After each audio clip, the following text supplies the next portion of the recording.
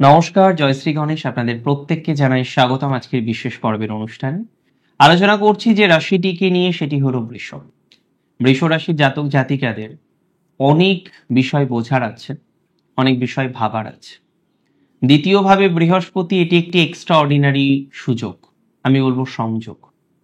সব সংযোগ বারবার আসে না জীবনে, কিছু কিছু সুযোগ খুব কম আসে।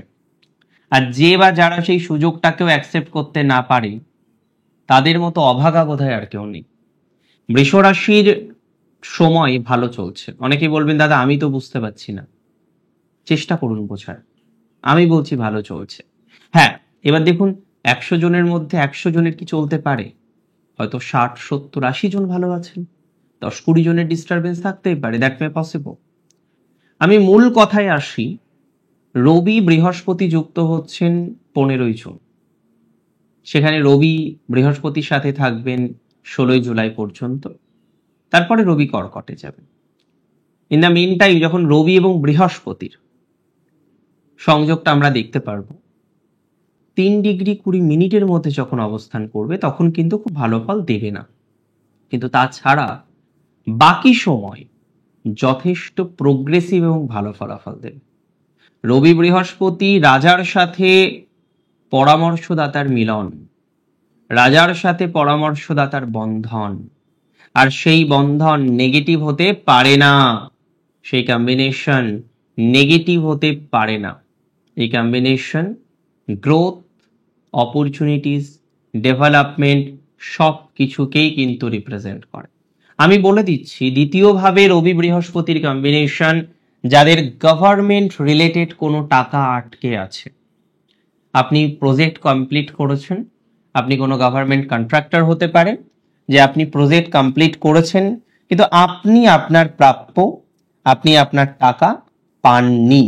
যাদের এই ধরনের একটা অবস্টাকল আছে, তাদের ক্ষেত্রে কিন্তু নিশ্চিত শিওরিটি দিলাম, পজিটিভিটির মাত্রাটা বাড়বে।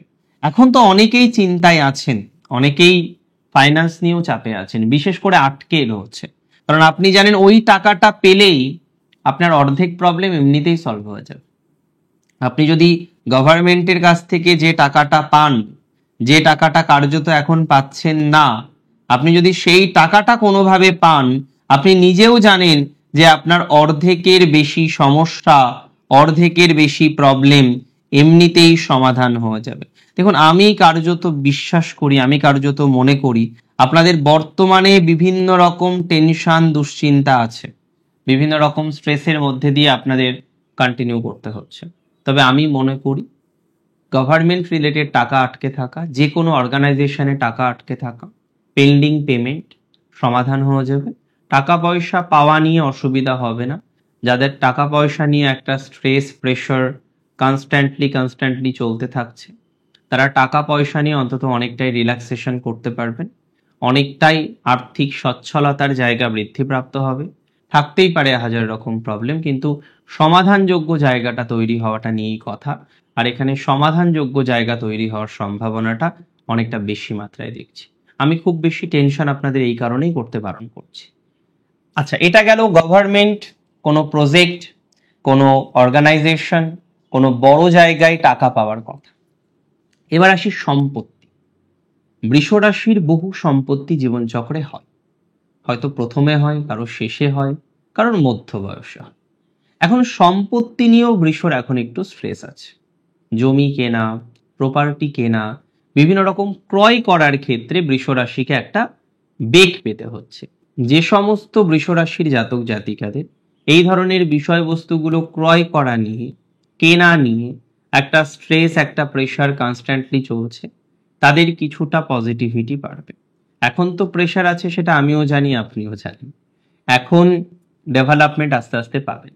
ল লিটিগেশনে যারা আছেন, প্রপার্টি নিয়ে, জমি জমা নিয়ে, তাদের পজিটিভিটি বাড়বে। This is the perfect time to appoint a good lawyer. এই সময় একজন ভালো লয়ার প্রাপ্তির সম্ভাবনা থাকবে, খুব ভালো সিদ্ধান্ত গ্রহণের সম্ভাবনা থাকবে, পলিটিক্সে ডেভেলপমেন্টের জায়গা আসবে। যারা পার্মানেন্ট পোস্টে নেই, চাকরি করেন কন্ট্রাকচুয়াল, তো কন্ট্রাকচুয়াল পোস্টে যারা চাকরি করেন, কন্ট্রাক্ট রিলেটেড ম্যাটারে যারা কানেক্টেড রয়েছেন, তাদের প্রোগ্রেসিভ জায়গা আমরা লক্ষ্য করতে পারবো। তাদের অপরচুনিটিজের জায়গা লক্ষ্য করতে পারবো, তাদের সাকসেসের জায়গা দেখতে পারবো। তাহলে কন্ট্রাকচুয়াল রিলেটেড ম্যাটারে যারা পরিকল্পনা করছেন, ধারণা করছেন, চাকরি চালাচ্ছেন, গভর্নমেন্টের প্রচুর এমপ্লয় আছেন যারা কন্ট্রাকচুয়াল, তাদের কিন্তু একটা পার্মানেন্সির সম্ভাবনা দেখা যায়। কলেজে প্রচুর এমপ্লয় থাকে যারা কন্ট্রাকচুয়াল, তাদের একটা পার্মানেন্সির জায়গা দেখা যায়। যারা অধ্যাপনা করেন খুব ভালো সময়, যাদের চাকরি চলে গেছে এডুকেশনাল সেক্টরে, পজিটিভিটি আসবে। এডুকেশনাল সেক্টর রিলেটেড ম্যাটারে পজিটিভিটির মাত্রাটা বেশি। ধীরে ধীরে এডুকেশন ইত্যাদি ইত্যাদি বিষয়ে আপনার প্রোগ্রেসের জায়গা কিন্তু আসবেই। ধীরে ধীরে এডুকেশন রিলেটেড বিষয়ে অনেক বেশি সুযোগ সুবিধা আপনারা অর্জন করতে পারবেন। প্রেশার আছে, দ্যাটস ভেরি ট্রু। বিভিন্ন রকম অসুবিধার ক্রম, এগুলো নিয়ে আপনাকে কনস্ট্যান্টলি ভুগতে হচ্ছে। আমি মনে করি এই অসুবিধা, এই জটিলতা, এই সমস্যাগুলো থেকে আপনারা বেরিয়ে আসতে পারবেন। এবং যারা সোনার কাজ করেন, ধাতুর কাজ করেন, পজিটিভ বাড়বে। যারা কাঠের কাজ করেন, পজিটিভিটি বাড়বে। যারা প্রিস্ট আছেন, পূজা অর্চনা, তন্ত্র মন্ত্র, সোকল্ড বিষয়ে যারা যুক্ত, পজিটিভিটি বাড়বে। মন্দির পরিচালনার কাজ যারা করেন, পজিটিভিটি বাড়বে। হোটেলের ব্যবসা, ডেভেলপমেন্ট হবে। গভর্নমেন্ট রিলেটেড কোনো প্রজেক্ট নিয়ে হোটেল করেছেন, ডেভেলপমেন্ট বাড়বে। কন্ট্রাক্টরির ব্যবসা, ডেভেলপমেন্ট বাড়বে। যে কোনো ধরনের মৎস্য জাতীয় ইনভেস্টমেন্ট, ডেভেলপমেন্ট বাড়বে। যে কোনো ধরনের পুকুর, নদী, জল জাতীয় ইনভেস্টমেন্ট, পজিটিভ ভাইবস পাওয়া যাবে। রবি বুধের কম্বিনেশন, রবি বৃহস্পতির কম্বিনেশন শুভ। শুধুমাত্র যখন রবির নিয়ারেস্ট পজিশনে জুপিটার থাকবে, সেই সময় তার দগ্ধ অবস্থার মাত্রাটা বাড়বে। যদিও অনেকে মনে করেন এক রাশিতে থাকলেই দগ্ধ হন, বাট বিষয়টা এমনটা নয়। আমাদের দেখতে হবে এক নক্ষত্রে এবং এক চরণে কতক্ষণ অবস্থান করছে।